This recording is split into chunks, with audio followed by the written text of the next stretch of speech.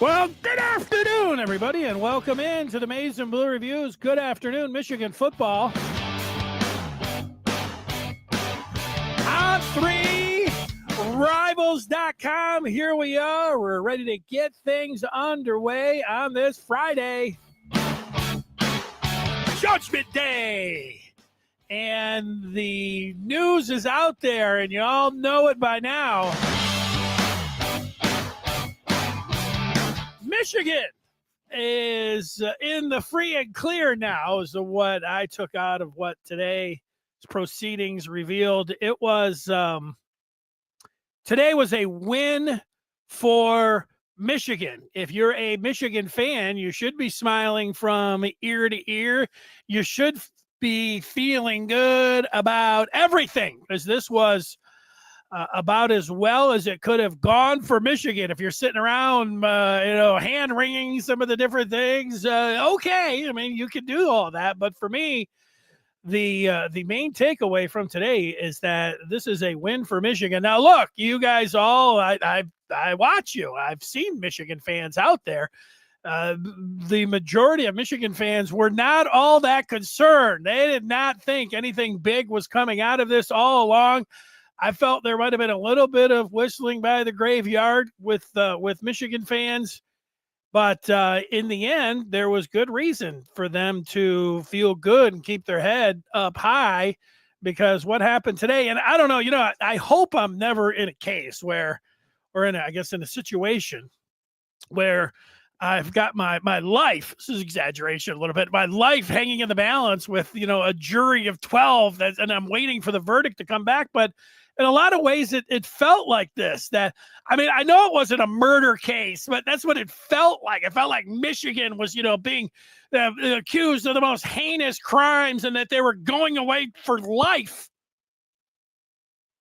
or that they were going to be able to walk, when it came down to it. So when you got to stand up there in the courtroom and you've got the verdict and, okay, we've got it. And even though you're confident, you're feeling pretty good about everything, there's nothing vacated, they'll be eligible to compete. Don't worry.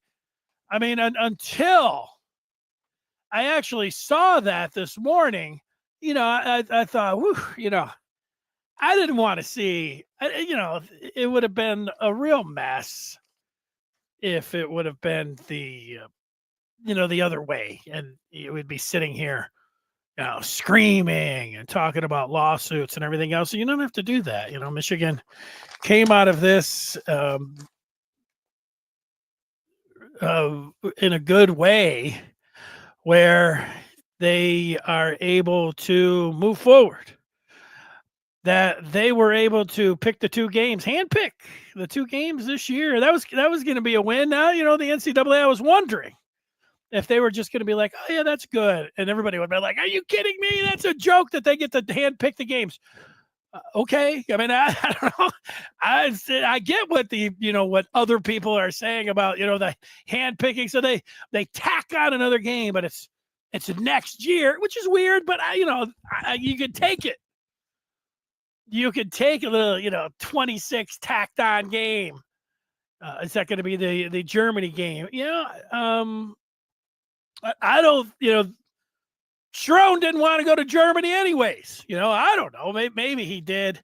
Here is, after a couple hours, I was driving around, the senior editor of Maize and Blue Review, Trevor McCue, who it was funny. I was in my car. I haven't been able to do this. Trevor, good to see you. You too, buddy. You today. It was fun to be able to, I was in my car, and I listened through, through the podcast, but I had you guys on. I wasn't watching you guys while I was driving, but I had the YouTube on. And then in the parking lot, I was watching it, but then it just continued on. I was able to do it. I've never punched it up through my car the way I did today, but it was cool, having you guys on talking about it. So there it is. Congratulations. Is that the word? Well, that was a victory for Michigan today. I mean, I know you were pretty confident. You're talking to people that are and I hear all that. I get it, but I was one that made it just felt like this was some, just capital murder case that I was, on pins and needles for. And even though everybody was telling me everything's going to be okay, I mean, I had to see it to really believe it. And, I did. I saw it today. And so I think, Michigan, whatever you want to say, they came away with a victory today. This is a great day for Michigan and their fans, certainly. Yeah, the Michigan 2023 team remains undefeated, right? Look, I think the biggest takeaway was this is largely what we expected because, and I told people that would attack me. It's like, look, I'm telling you what I'm seeing in documents, the NCAA's own words. Michigan's biggest punishment was the narrative in all of this, and having this so public while most of these investigations aren't, right? And this hanging over the program for 2 years, literally impacting them during the 23 season because Harbaugh is suspended mid-season, which again, in hindsight, maybe is a blessing because they proved that they could win without Stalions in the scheme and so forth. But Michigan didn't make things easier on themselves, Jim Harbaugh and Stalions specifically, with some of their non-compliance and things they took. But look, the narrative of this was always overblown. And you had 2 years of desperate feed of information that was filled with BS and people that wanted to capitalize on people wanting this conspiracy and all this nonsense in between. But the COI isn't some random entity. They have a chart, they have guidelines, they follow them. Those guidelines have existed. They've been very vocal about the fact that a postseason ban wasn't in play because they weren't going to punish the current athletes and so on. Trevor, I don't want to say I understand an Ohio State or Michigan State position, but I half understand when the commissioner stepped in. I remember when it was happening during the championship season. I told everyone, I was like, nobody's getting suspended. This has never happened in all my life. And then, then it happened. So the commissioner, blows this whole thing up and makes it seem like this is the most heinous thing ever. So of course your rivals are going to be like, yes, this is the most heinous thing ever. These guys are going to be tied to a raft and set over the whatever you want to say, up the river. They're going to be set. And they're going to throw the key away. And so a lot of people, when they saw that, because they're like me, they've watched college football their whole life, and they see teams, get penalized like 2-3 years down the line, like, today, and all the coaches and all the players are gone. Everybody's always like, and then it happened in real time. I was like, whoa. So, I half get why everybody was so excited and thought that this was going to be a death blow for the Michigan football program. Well, yeah, because again, this Boyd, Pete Thamel, for instance, who's been getting all of this information leaked to him the whole time, went on, I think it was McAfee yesterday, and repeated literally what he said a year ago, that no postseason bans, no vacating wins, like that. This is just what was going to happen, right? And we knew the language would be harsh, especially towards Jim Harbaugh. This is what the NCAA always wanted. I think some of the things in the report are damning. And I think some of them are complete garbage. This idea that, we'll never know, because this evidence was destroyed, we'll never know if Michigan gained an advantage or not. We know, because Stalions' story was exposed, no change in the Vegas gambling lines. Stalions resigns, no change in the Vegas gambling lines, right? If anybody's going to care, it's Vegas, right? Harbaugh not there for Penn State, not there for Ohio State. They win the games, they beat Bama, they win the Natty. It happened on the field, and I think the NCAA was screwed because Charlie Baker said the truth out loud. Nobody can say Michigan didn't win fair and square. And advanced scouting happens all the time. Teams are sharing information with each other after games, right? They're stealing signs from all 22 footage, from TV broadcasts, and sharing this information. TCU, the whole story about, Sonny Dykes going, oh yeah, we knew what Michigan was up to. Yes, because Ohio State told you and gave you Michigan signs. That part gets left out of the story all the time. This rule was outdated. It was supposed to be tossed away a couple years ago anyway. It's a gross exploitation by Stalions to try and find a loophole. The optics are terrible. But beyond that, this whole thing was overblown. Yeah, well, that piece, I think overall it probably was overblown. But, that piece, and it is an interesting part where you say that, Vegas didn't react to it. I don't know, as they were sitting there, they're thinking, okay, I don't know, that they really have the signs. That they had to make a determination on what was happening there and how to adjust, their gambling lines, which is an easy or an interesting part of it. But the whole part, I think we can all speculate, and we all have, and we see what Michigan State fans and Ohio State fans have said, and then we hear some explanations about, no, it's really not that big of a deal. I don't know about all that. When I hear people say it wasn't a big deal or it was a big deal, I'm saying I've listened to NFL players that don't really have, it's not like they were in the Big Ten or anything else, that they're just giving their opinion. And, you hear one say, oh, that'd be a huge advantage. And you hear somebody else say, oh, not that big of a deal. So I don't know. I don't know when it comes down to that part. I do think that Stalions knew that he was crossing the line. I think that he knew that. And, Michigan has a compliance department where everything he's saying on bussing with the guys or whatever he's saying online and anything else, he needs to pick up that phone and tell the compliance department, like, look, I got something hot going on here, what I'm doing. And what do you guys think of it? Not going on a Netflix thing saying, oh no, I just pay for all those so dumb because everyone's a fan of the game. And I'm thinking, that sounds so ridiculous, Connor. Nobody believes that.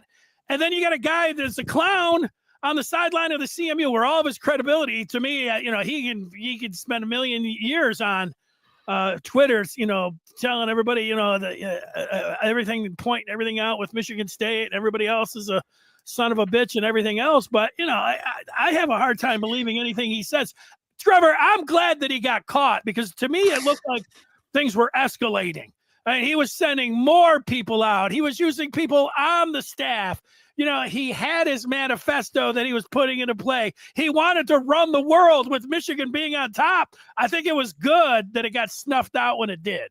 And I can laugh about it a little bit now. Yeah, I think you kind of read where I was going with this. In a weird way, he kind of did Michigan a favor with the Central Michigan game, because he proved that he was doing this on his own accord and really recklessly, this lone wolf thing that, my Twitter notifications went wild the other day when I posted about this, but Michigan didn't send him to a Central Michigan versus Michigan State game to scout MSU. That's just absurd. It's not necessary against MSU. And of all games against Central, what are you going to garner from the first week of the season against a MAC opponent? Just absurd. So obviously the level he went to. He's done a lot of those games, Trevor. I mean, you really need to be. Yes, I agree. I think that's why I said it was egregious what he did, and pointless. That's the part that upsets me the most. And it could have cost Michigan a national championship. We're lucky that this team was so strong and overcame the adversity and blah, blah, blah. I was going to say, I can answer some of those questions if you want to. This was a good one too, but yeah. 14-week prohibition on recruiting communications in the football program during the period. I mean, what does that mean? Multiple years. So basically they're on probation for 4 years. So over that 4 years, Michigan has to basically self-impose their own dead periods for a total of 14 weeks. We saw that earlier in the spring where they couldn't contact any recruits, no visits, did that for a couple weeks. They basically have to do that a number of times over the 4 years to equal a 14-week dead period total. That's what that means. It's cause for speculation a little bit. So recruiting has been fine this year, and they had to put one of those in. So not a big deal, a little bit of a deal there that, it makes things harder on them. They just have to make it when they are live. They got to make sure it counts when they're going out there. How would you think it would affect them? It's communication, right? And we saw that this spring, where people were concerned with the Savion Hyder recruitment because it appeared Tennessee was gaining an advantage and Michigan's not really present and blah, blah, blah. Having a plan and knowing these things are coming and communicating with recruits. I've been telling everybody forever too, like, take off your rival glasses for a second. Is Michigan behaving like a program that thinks a hammer is coming? Right? Do you honestly think that the 2027 quarterback, Peter Bork, just committed without any conversation whatsoever about what the expectations of the results of this investigation were going to be, right? Like, this stuff has been communicated with recruits, with players. It will now, I don't want to say continue to be, but now it's out there. There's a resolution. They can move on. I think Sharon Moore has shown with the doubling of recruiting staff and the infrastructure that he has implemented and the communication that we've seen from this coaching staff, the ability to overcome this. I think they'll be prepared for it, and I think they'll make sure it isn't an obstacle. Is it? Yeah. I mean, it's time you could be recruiting and you're not. They'll figure out a way to make up for it and continue to recruit as well as they have been, in my opinion. I think Stalions lands on his feet pretty quick if Harbaugh goes and hires him right now. I mean, there was this, let's wait to see what happens when the verdict comes in. But, if he gets hired, by the Chargers and all of this, then, he's looking pretty good. Other than that, I don't know, how good he's looking. What about the fine, Trevor? I think that I tend to believe, I don't want to sound like, I think that it just gets passed down, whether it gets passed down to the fans or somebody comes. I mean, Michigan's got enough money, but I actually have some good reporting on that. So first, the fine is a calculation. So it's $50,000 plus 10% of football revenue. So Michigan, being one of the highest revenue football teams in the country, gets a large fine. Naturally, a smaller program, the fine wouldn't have been as significant. It's based on your actual revenue. So that's where that number came from. I'm getting conflicting reporting on this playoff thing because it sounds like that's on top of that fine as well, that they would lose playoff revenue in the next 2 years, which I guess is their LOL. We couldn't give you a postseason ban, so I guess we'll just take the money. But I still haven't gotten confirmation if that's additional. If it is, I mean, that's a lot of money. It stinks. As far as how this impacts Michigan directly, somebody is going to take care of this fine. I'll put it that way. I had one source around the AD saying that this has turned into a fundraising thing where people are coming and trying to donate money, right? It's going to be fine. It's not going to impact the revenue share with any of the athletes, and it's not going to affect any of the processes or sports at Michigan. That's already been confirmed. Trickling down to fans, it's not going to happen. Like I said, the money, I think, is going to come from somewhere. Michigan is not happy because of the optics of this. They feel that the fine is egregious, obviously, and it's NCAA's way of saying the largest fine for the worst cheating scandal ever, right? Trying to win the narrative war. It's a lot of money, but fans are not going to see the impact of it, and the sports and the athletes at Michigan are not going to be impacted by it directly either. Well, Michigan State and Ohio State, they really are, a lot of this. I mean, we just talked about the nuts and bolts, but a lot of this is rivalry stuff. And on the good side, you've got Michigan football and so many people that are tremendously, passionate about the sport. You can say the same thing, about their rivals, but a lot of this, is people love online to go back and forth with each other, and they live for this. And the idea, I mean, I don't think if we're around for 100 years, people will be talking about the hammer. I mean, the hammer they just kept, saying that it was going to be there, that the hammer was coming down. So I don't know, Trevor, it might be tough for you to put yourself in position of being an Ohio State or a Michigan State fan. I think that they just look up and say, oh, those dirty, rotten NCAA, they are spineless or whatever else. And, Michigan's still a bunch of big fat cheaters. I mean, I don't know how do you rationalize it when it comes down to the rivalry stuff. Well, there's segments, right? There's the online world of people that have, frankly, like I said, been taken advantage of for 2 years by opportunistic grifters who found a way to fill this void, this information demand void, to fill it with, I'm going to swear, bullshit, so that they could make money off of it. And these people have been lied and misled to for 2 years and now are frustrated because they're wrong. And nobody likes to admit they're wrong or that they were duped. And that's where they're at. So they're going to adapt. The NCAA is a new target, which I said all along. I get it. The enemy of your enemy is your friend. But all you guys rooting for the NCAA, nobody likes the NCAA. They were never going to come through for you. This was vastly, incredibly predictable, right? So egg in your face. I've seen a lot of reasonable Ohio State fans that are ready to move on. They're sick of their fan base obsessing with this and saying, look, they beat us on the field. It's whatever. Let's go, right? And I think that's going to be a big piece of it. You talk to people that aren't in our sphere of podcasts and online, they don't even know this is happening. They don't care, right? But look, there's writers. We were on this call, the COI conference call, and there's an Ohio State writer freaking out, turning it into a attack the NCAA. You should have done more. They invested a lot in this. So they feel very burned today. That's going to go away. Time will heal. Other scandals will arise. And this is going to become Jets fans that still talk about Deflategate, or people that talk about trash cans with the Astros or whatever. It'll fade. And no, Michigan's not going to be tainted. Louisville basketball had their national championship actually removed, and nobody cares. So nobody's going to care about this in time. What about, you say that, I had somebody calling me up at 1:30 today, fired up, not that Michigan was, got the win today, but thought that Stalions needs to have a lawsuit immediately. Partridge needs to have a lawsuit.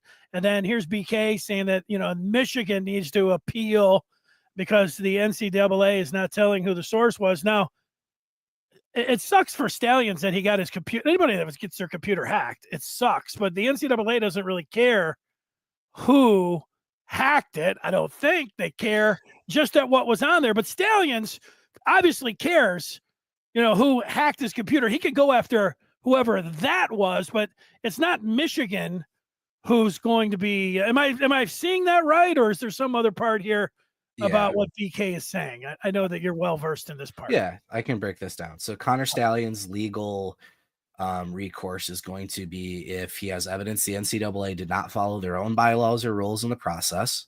Right? This is the tough thing. This NCAA process isn't legal court of law. It's an association that all parties have agreed to be a part of. So it's really hard to fight this. So the NCAA itself would have to have broken their own rules, or he has to be able to prove that evidence or things used against him were illegally obtained. And that's the angle I think a lot of people are interested in. And we will see if some of these reports do come out that we've heard about forever as far as other people's involvement or whatever. But there would have to be either a rule breaking by the NCAA or a actual law broken in the process for Stalions to have some type of recourse. Michigan can appeal pieces of this through the COI process. But again, two things. One, I think this was largely negotiated. I really do. The fact Moore was basically able to choose the 2 games for this season that he was suspended. Yeah. The 3rd game in 2026, that might be something Michigan fights. I think there's a chance that they're going to fight that 2026 suspension and try to get just the 2. But the fine, again, is right by the book. It's in the COI. It's in the bylaws. There's really nothing Michigan can do there to fight it. And I don't think they want to. Again, I feel like a lot of this was negotiated so everybody could move on. Harbaugh could sue if he wants to. I don't think he cares one bit. He hasn't had any interest in this basically since the get-go and since he went to LA. And Partridge's lawsuit will be with Michigan, not with the NCAA. Maybe some news media who falsely reported on him destroying evidence, which was never an allegation. I got blocked by Pete Thamel because of that, because I corrected him on that, but that was 2 years ago or whatever. But yeah, Partridge is basically fully exonerated that he didn't interfere with the investigation. It sounds like a player might have been anxious or something about the interview, and he just told him, hey man, it's all right, tell the truth, like just go through this. And like, that was it. So he could take some recourse with Michigan. I don't know if he will or won't. He has tweeted today that, so I think he put blessed. He's probably happy in Seattle now, but Stalions will probably be the more interesting legal piece because of all the questions, we'll say, about how the information was obtained and other parties' involvement. Well, that's, I guess somebody saying, shut this down, it's all over. And I think largely after today, it probably will be. But so the Stalions is the one to follow. And then this rule, but, if they came up and said, well, now, let's change the rule, then it'll look back and it'll make Michigan look maybe better if they did that. I think they've done that multiple times already. Yeah. I mean, Newsom was suspended and we got recruiting and whatever violations because he was an analyst helping in practice. That's not an issue anymore. Right. So, and again, the idea of advanced scouting happens all the time in different forms. And I'm sorry, you have video evidence from inside the stadium of somewhere near the ticket site holding a phone. Like, that's what we're talking about here. I've continued to say this. iPhone footage from 100 yards away. His mom holding an iPhone. That's what we're talking about. And again, That's what makes it so stupid that he even did this. So I'm not trying to say like exonerate him. It's just stupid it ever even happened. But yeah, I'll be interested to see. I don't know if the rule will be changed or adapted or what, or just made irrelevant. We'll see. Did Stalions Yes. admit to being at CMU? Wouldn't he do that in Indy? Just a little while ago. I'm not sure when, but he did admit that it was him there. And then Central obviously has their own allegations that they are apparently working through. I think the bigger concern, again, had he had just gone there for the game, that would have been, I mean, we've seen coaches get suspended a half. The level they went to get him into the stadium, it is scary from a security standpoint. He did not, from our standpoint, like we have to submit for press passes. We have to provide our driver license. We go through a mini background check. The coach's roster is submitted. He had a pass. His name wasn't on the list. Did they use a fake ID? Did they, what level did they go to get him into the stadium and then disguise him in Central gear? I'll be interested to see Central's piece of this when that comes out. I've got to you got to go. We can sit here for 3-4 hours doing this. Yeah, probably. Here's Michigan Mark, and there I got a big column I'm trying to wrap up. I'm excited. Yeah, I'll let you just address this last one because there's a lot of people that are like Michigan Mark, that are listening and saying, hey, he's directing this at me. Like I sound like I'm not, I work for Ohio State or something. What did Stalions do? There's a lot of people that think that that Harbaugh was unfairly targeted. The only reason that they're going after him is because, he wanted the players to get paid. So this has been a witch hunt. Stalions has done nothing. So I don't know what evidence. They have evidence on that computer of video of people that he paid to go to these games with the video of them shooting the sideline. That is my interpretation. What do you have there? Yeah, the video piece is irrelevant to me because, again, I can all 22 film TV, whatever, they have video. Yeah, but Trevor, why would it? When I have the all 22, I can't see everything that's going down on the sideline. Yes, so right. I'll have to retweet for you what Ohio State in 2018. Ohio State had all of Don Brown's signs. Yeah. In the all 22 film, they're showing the sideline before every single before every single play. The camera goes to the scoreboard because it shows the clock, the down in the distance, right? What else is on the scoreboard is a giant screen showing the coaches giving signs or whatever camera replay is being shown on the scoreboard. So again, and I'll have to retweet it so people can see it, but in those 20, they can see everything that's going on all of the time on the sideline? No. So you can only see the field, okay? But when they show some of them, you can see the sideline. Depends on the angle of the camera. Sometimes, but the big thing with Michigan was they cut to the scoreboard before every single play and show the Jumbotron. And a lot of times on the Jumbotron between plays is Don Brown giving a sign and with the exact time and down stamp. So now I just literally have to look at the next play to be able to coordinate that. So you put that together with TV broadcast footage and then also the information that's being shared from other teams and other sign stealers, and that's how you piece it together. So what Stalions did essentially, or what he's mostly in trouble for, is the evidence of the scheme, the communication with Michigan staffers. There's some language in the report about he called it the KGB and some other language that made it sound like worse than it was. But they have evidence that a significant amount of money was spent to send these people to the games that were targeting future Michigan opponents, violating advanced scouting. If you want to get into the minutia of it, I think it's a spirit of the rule violation more than it is a direct violation. I think it was so egregious optically that that's where you get the spirit of the rule piece more so than this specific 16 or 11.6.1 bylaw violation. Yeah. The worst thing he did, and the worst thing Harbaugh did, and what made this worse, is this lack of compliance, this non-compliance. Now, Harbaugh not handing over all of his personal emails within 24 hours, I think that's BS. That's not non-compliance. But the lying, the destroying of evidence, Connor threw his phone and his computer in a pond. He directed other people to delete files. He initially lied with the NCAA about the process. And again, in that situation, he's become a national story. Everybody's talking about him. It was probably a really awkward and scary and uncomfortable situation, and he made a lot of mistakes, whatever. But that non-compliance piece is the biggest piece of it. It's this pattern, and that's what Harbaugh got hit with. It's what Michigan got hit with. This pattern of agitation and vitriol towards the NCAA.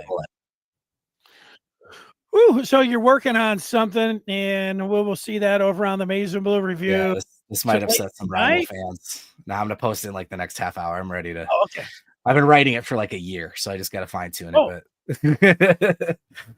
But well, let's get that thing fine tuned and up on the Maize and Blue review. Great, Trevor. We're got the season right around the corner, and we're ready to go. I'll continue to, see where the people are at and talk a little bit more about it. But it's always great to have you on here. It's great to see you. You too, sir. Enjoy the rest of your day, and we'll be sinking our teeth into real football here now for the rest of the Let's do it. Football. Great, Trevor. See ya. See you guys. There he is. Trevor McCue, Maize and Blue review. McCue and Blue. It's perfect if you're following or if you're covering Michigan. And he is. So he's perfect. Nothing against, I would have to look back to see, it was Michigan Mark. There's going to be, you're a super uber Michigan fan. And I realize that there's 10, 20, 30% of uber Michigan fans that, again, like Harbaugh is, beyond reproach, did nothing wrong here. Ward Manuel is to blame for, sending him on his way. Stalions has done nothing wrong. He should be filing a lawsuit right now.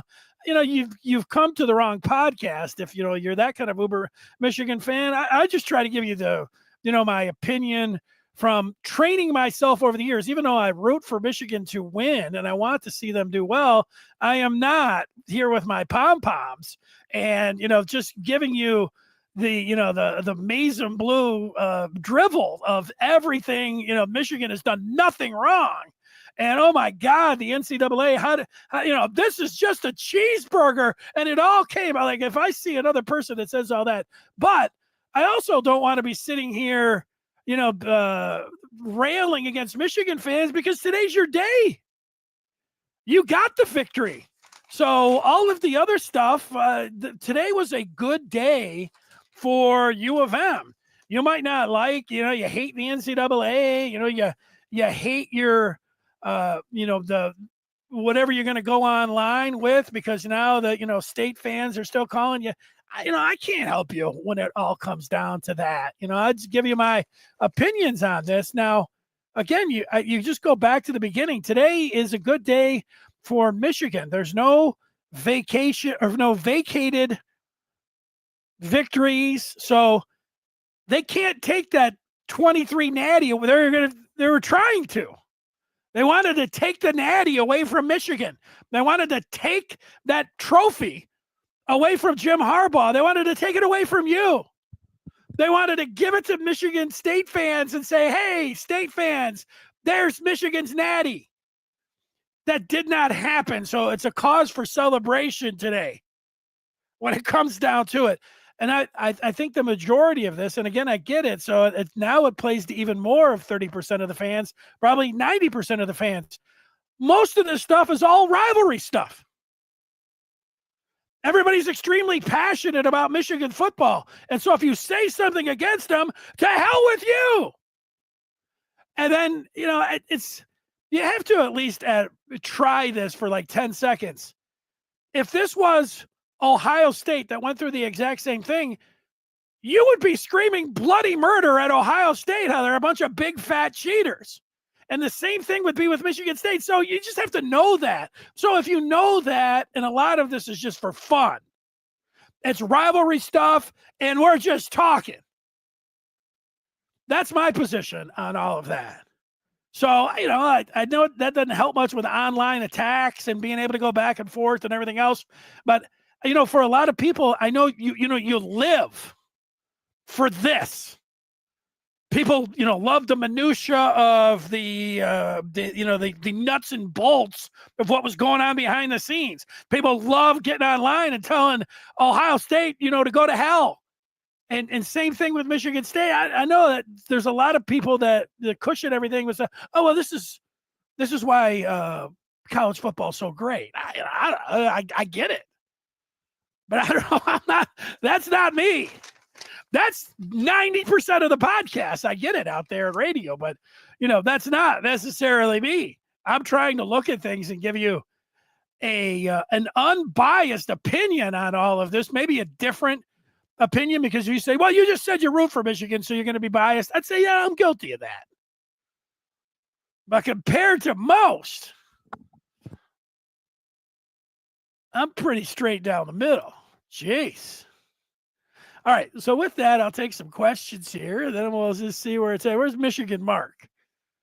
Oh, Michigan Mark. Here's Keegan. It couldn't be better if Connor Stalions ended the NCAA. Yeah, well, good luck. I don't think Connor Stalions has a leg to stand on. I don't know, but like, people know that I'm not a lawyer or anything. I mean, what's Connor Stalions' argument? Somebody hacked into my computer and was able to see all this stuff that I crossed the line in breaking the rule. They're not supposed to see this. I mean, that's his argument? Doesn't sound very good to me when it comes down to it. But look, that's what I see. Now, I don't think there's enough. I know a lot of people that Connor Stalions is a hero, and I'm not here to, to ruin it for you, but I don't think Michigan's ever coming close to touching Connor Stalions with a 1 million foot pole.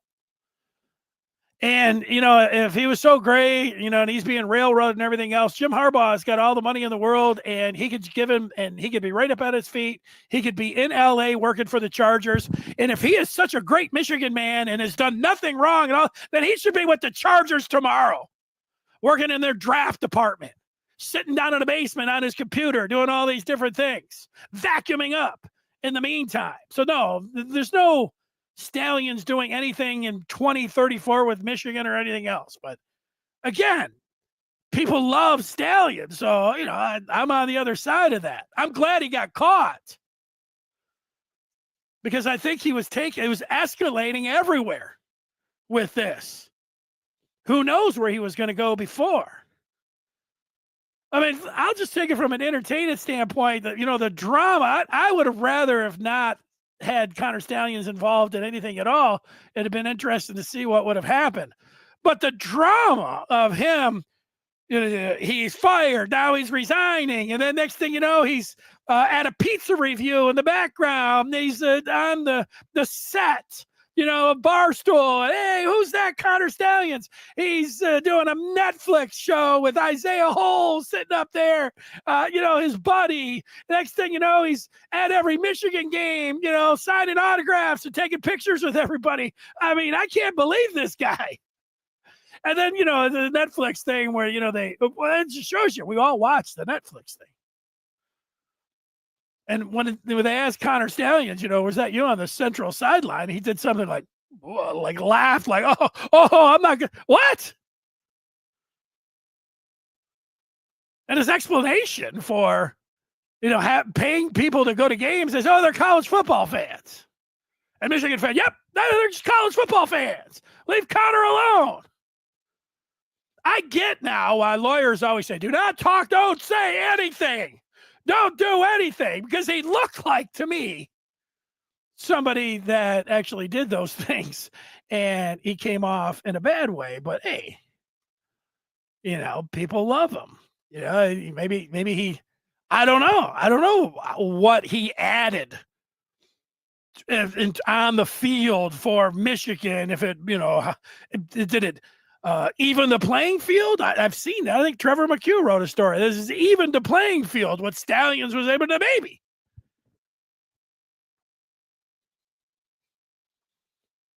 But again, I'm not, what happens is I got uber Michigan fans coming at me because I play it straight down the middle, and it sounds like I'm some Michigan State fan or something. No, I'm shooting you straight.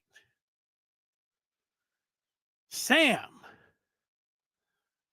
So it's New Mexico, skip OU and Central, and then the first game next year. This is so dumb. No, he's sitting out this year against Central and Nebraska. So that's game 3 and 4. And then next year, the first game, which is over in Germany. This is so dumb. Well, I don't know. What would have happened if Sharon, when Stalions quit, resigned, got fired, whatever else, said, oh, I'm not going to mess with my phone because it's a Michigan phone. And it doesn't matter if I go and smash it to smithereens, they can still recover what's on there. But, he panicked. If you're on the other side, you can say, well, it looks really suspect. Well, I mean, he panicked and it looked, both of those things I think are true.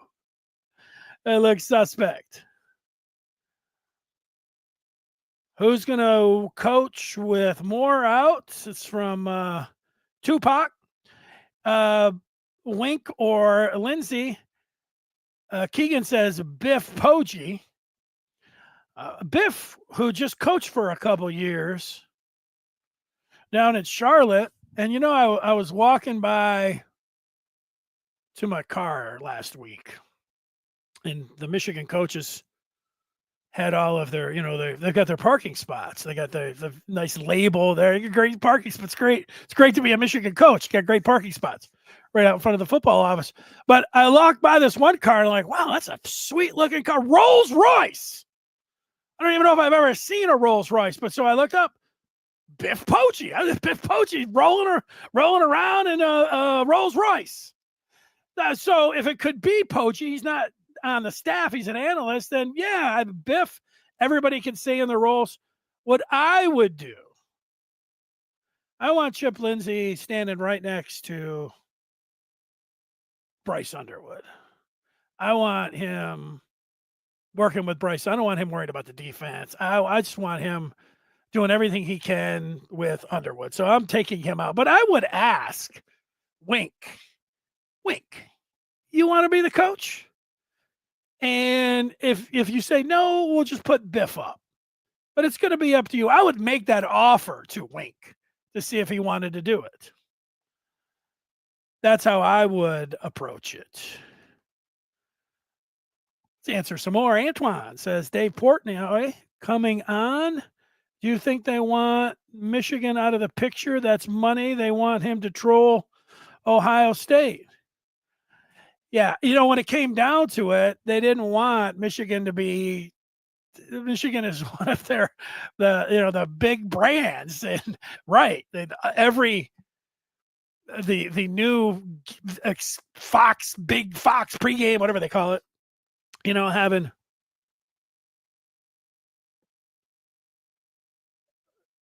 Urban Meyer on one side and now Dave Portnoy. I know they got Woodson and everything else. No, they want Michigan. They don't want. They want Michigan to be able to play. Oh, that's it.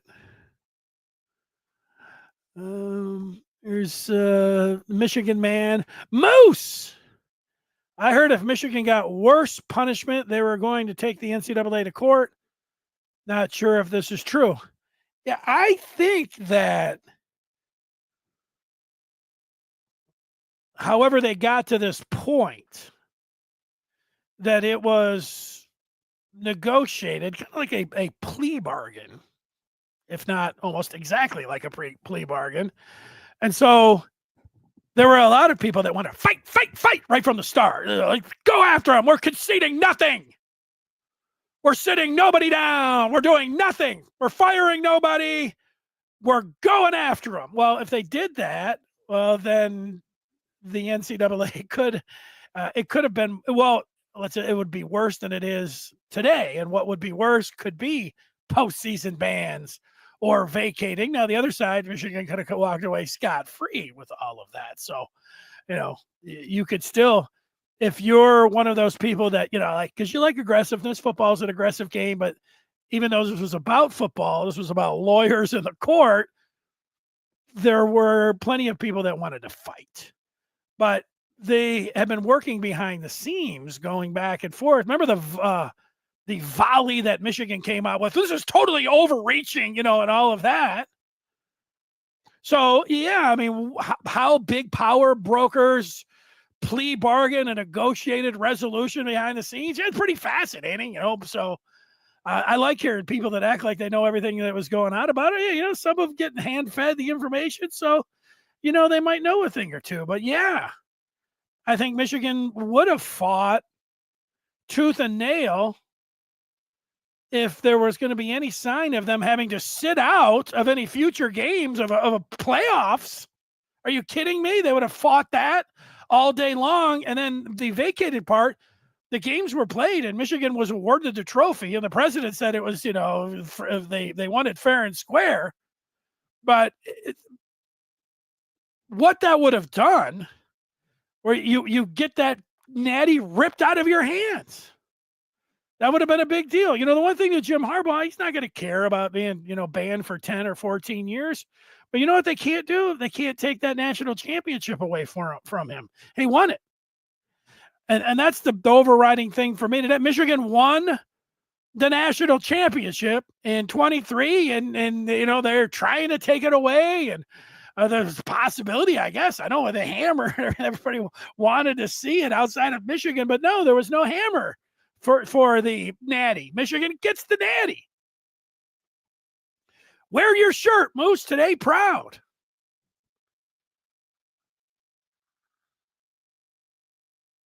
Woo! 20 mil. Get down to the bottom here and see where people are at with what everything that's been being said. Let's go. I don't know. It's like it's going to be a hammer. Yeah, there's I have a friend named Barton who's a Michigan State fan, but you're talking about the Ohio State guy that went to jail, right? So, yeah, I don't get all of that. So there it is. I'll answer a couple more here. That's a lot of the same people asking, I don't know about the same questions, but different ones.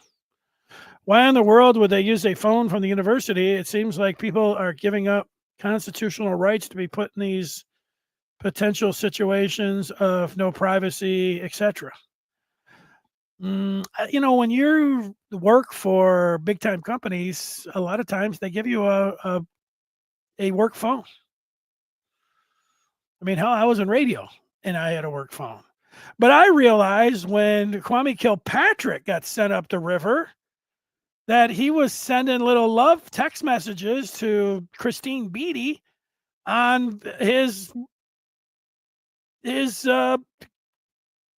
phone. And that's how he ended up ultimately getting caught. Get a burner if you're Connor Stalions. And so, yeah, you got to, turn over the public university, turn over your phone. And if they do that, it would be, sometimes I say it would be interesting. You have a lawyer in here. Sometimes I listen to a lawyer and after 20 seconds, I'm like, I don't even understand what you're saying. Nobody else is going to understand.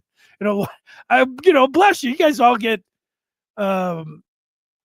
you guys make a great living and there's no shortage of work for you and everything else, but most of the people can't understand what the hell you guys are saying. But when the point I was going to make is when Harbaugh, when they were like, we would like your personal email and phones, and he was like, I'm not handing this over. We want them immediately. I mean, yeah, is that what you want? You're going to need a warrant or something for that, are you? I don't know if they were able to come up with that. I didn't get that part. There's a lot of pieces on there. And one thing, if you're a big Michigan fan, maybe you followed all of this. I found that there's a lot of Michigan fans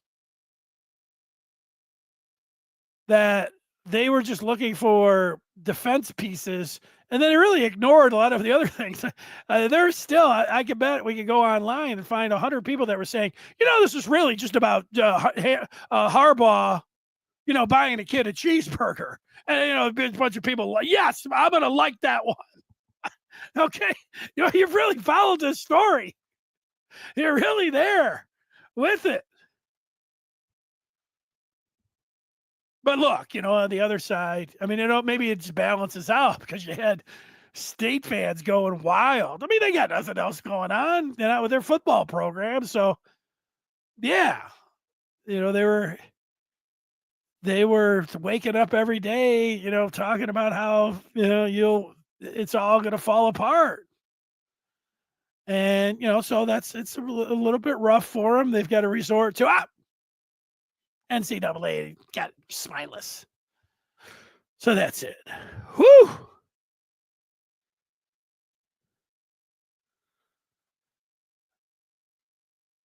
Yeah, so I don't really understand. I don't understand what that means. So sometimes maybe I'm losing it. Is that a podcaster that's an OSU guy?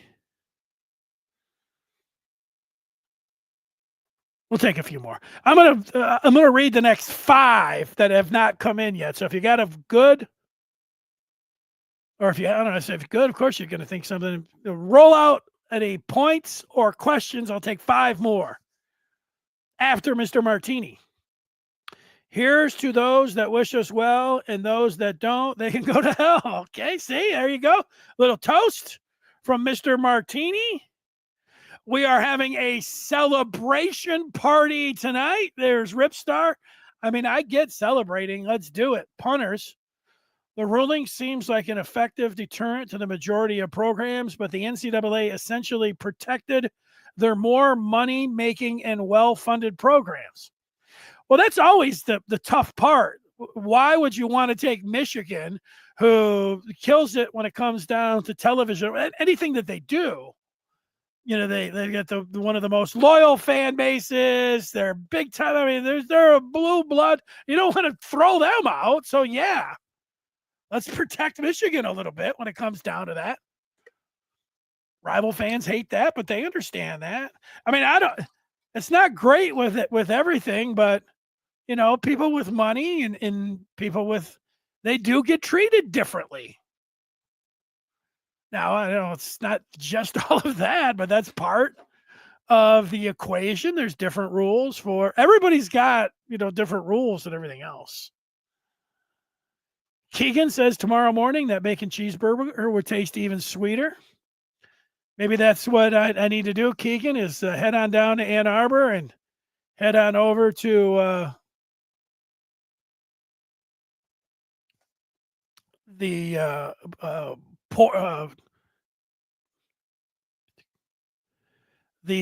hamburger establishment and have a few hamburgers for breakfast. Antoine is saying that's how the world works. I mean, yeah, big time business and everything. And I'm right there with you on that.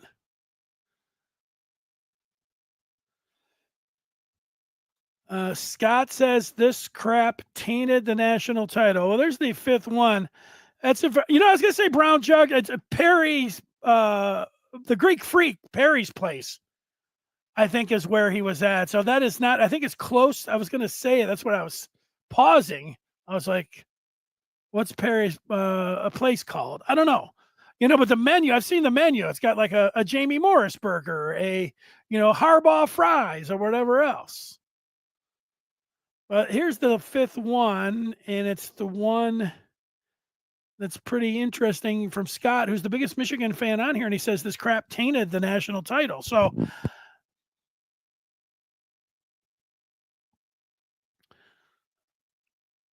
here's the thing that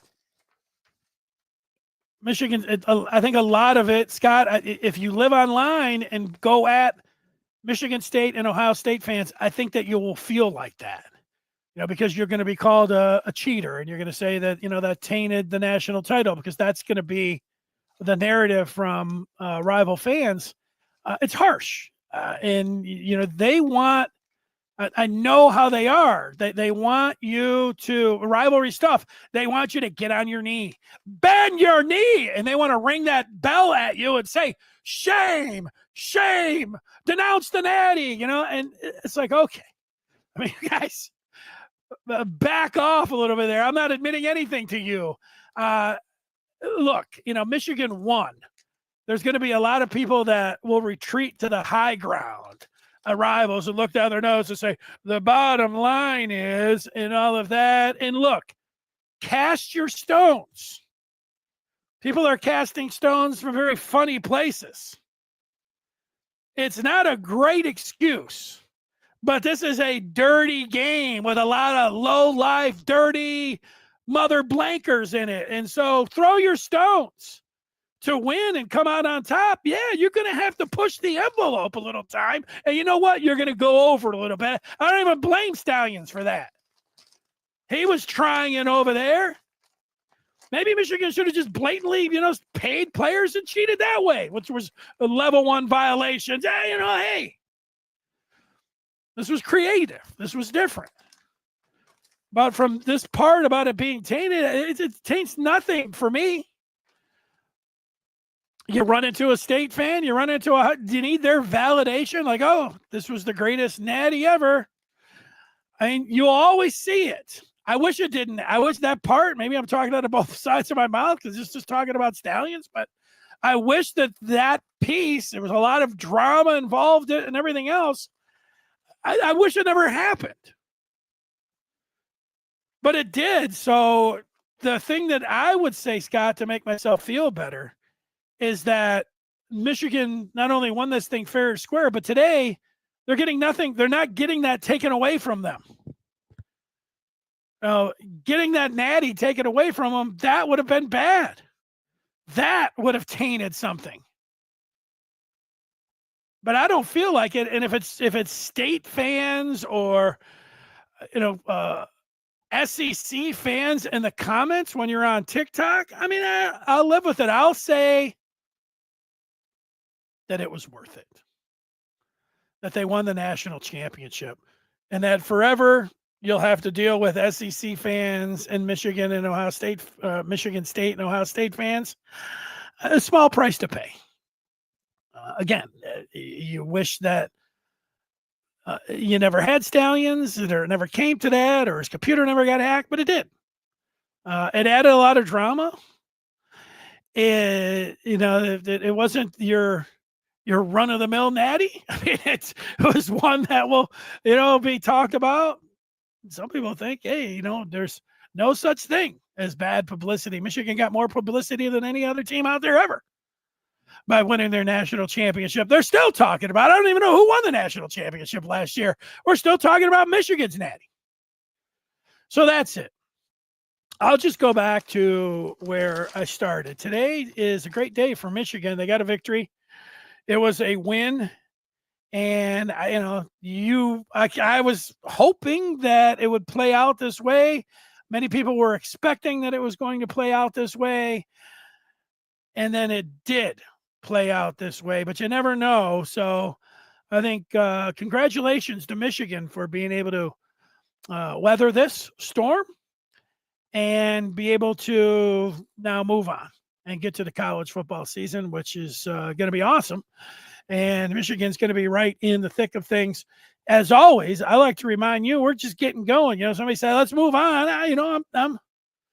I'm turning the page. I mean, how much more am I going to be talking about Connor Stalions and, the sign scheme? I don't think I'm going to be talking about it anymore. I've said my piece. Today was the day. It was big news. And, listen to what people have to say. You want people that want to make excuses. You want people that are coming after you. A lot of it's rivalry stuff. Consider the sources. But over on the Maize and Blue Review, now we can really lock in to the season. Got to be a big relief to the Michigan football program. I guess they knew a lot more. Maybe they just really, I don't know. Maybe they already knew that this is the way it was going to go. I know people are saying Sharon was smiling, maybe he had a good indication, but until you actually, had to see it, maybe they got on their phones then. Maybe said nice things. I don't know. Hey, we're back. We're back up. We're good to go. Let's learn from it, and let's get better from it. So that's all. Thanks so much for watching today. We'll see you on Monday. Got a special guest lined up for Monday with Jim Scarcelli.